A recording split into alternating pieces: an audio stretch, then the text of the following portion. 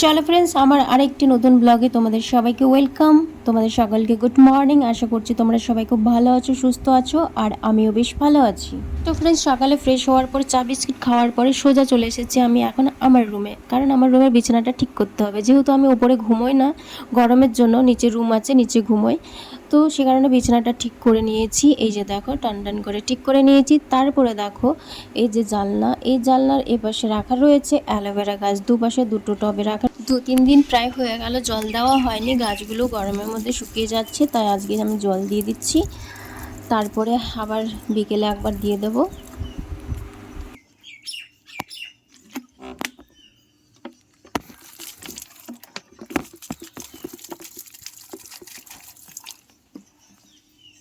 আর এই দিক দিয়ে দেখো, জানলা দিয়ে বাইরের ভিউ। বাইরে আমাদের বাড়ির পেছনের বাগানেই রয়েছে শুধু গাছ আর গাছ। তো চলো, এখন ঘরটাকে ঝাড় দিতে হবে। আজকে ঘর মুছবো না, শুধু ঝাড় দিয়ে বের করব, কারণ ওপরে আমি থাকিও না, এখন ঘুমোই না গরমের জন্য, তো সেই জন্য অতটাও নোংরা হয় না। আর যেহেতু 3-4 দিন পরে আমি রুমটা ঝাড় দিচ্ছি বলে অনেকটাই ধুলো বেরিয়েছে। জানি না সব সময় রুম বন্ধ থাকে, তারপরেও এত ধুলো কোথায় থেকে আসে। উফ, কি গরম! এই ঝাড় দিলাম, তাতেই পুরো ঘেমে একাকার।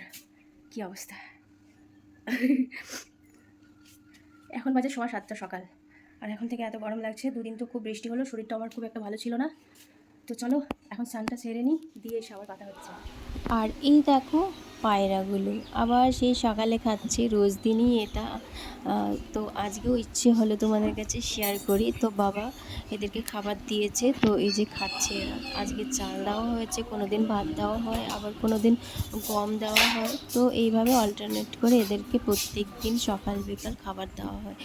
তো এই যে দেখো, আমি তো স্নানও সেরে নিয়েছি। স্নান করে এসে এই যে রুমে এখন আমি রেডিও হয়ে নিয়েছি, আর এখন আমি যাব নিচে। নিচে গিয়ে যে ঝোলাটা নিলাম আমার দোকানের, কারণ একেবারে এখন আমি দোকানে বসবো। দোকানে বসার আগে তারপরে আগে ব্রেকফাস্ট করব। তো এই দেখো, আমার ব্রেকফাস্ট আজকের হচ্ছে আলু তরকারি আর রুটি দুটো। তো এই আমাদের প্রায় থাকে, আর সাথে রয়েছে একটা কলা। তো এই দিয়ে ব্রেকফাস্ট সারবো আমি এখন। তো চলো ফ্রেন্ডস, এখন এই যে দেখো, আমি হাতের কাজে বসে পড়েছি। একটা স্টুডেন্ট স্কুল ড্রেস সেলাই করতে দিয়েছিল, তো সেটাই আমি সেলাই করছি। আর এটা হচ্ছে বিকেল টাইমে। তো বিকেল টাইমে আমি আর ওই মামাতো বোন, আমরা দুজন মিলে একটু বাজারের দিকে যাব।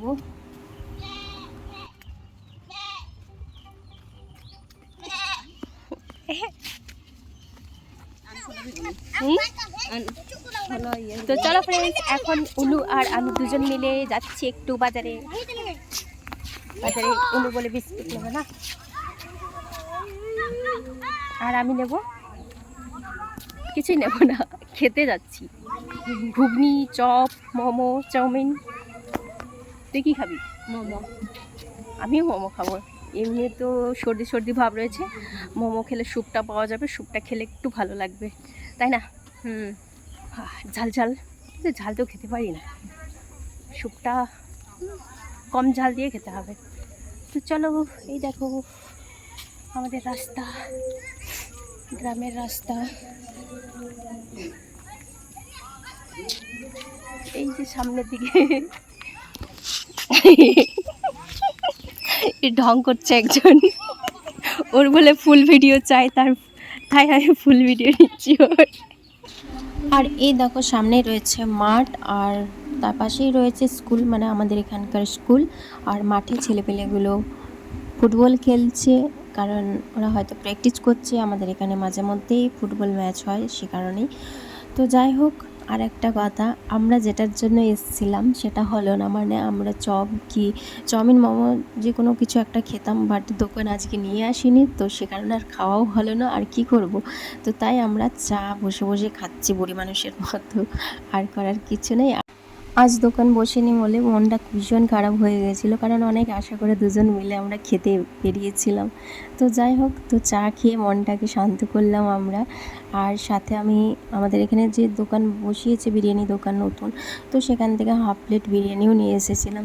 তো চলো ফ্রেন্ডস, এই ছিল আমার আজকের ছোট্ট একটা ব্লগ। তোমাদের কেমন লাগলো অবশ্যই কমেন্টে জানাবে। তো চলো, ততক্ষণ তোমরা সবাই ভালো থাকো, সুস্থ থাকো। আবার নতুন একটা ব্লগে তোমাদের সাথে দেখা হচ্ছে।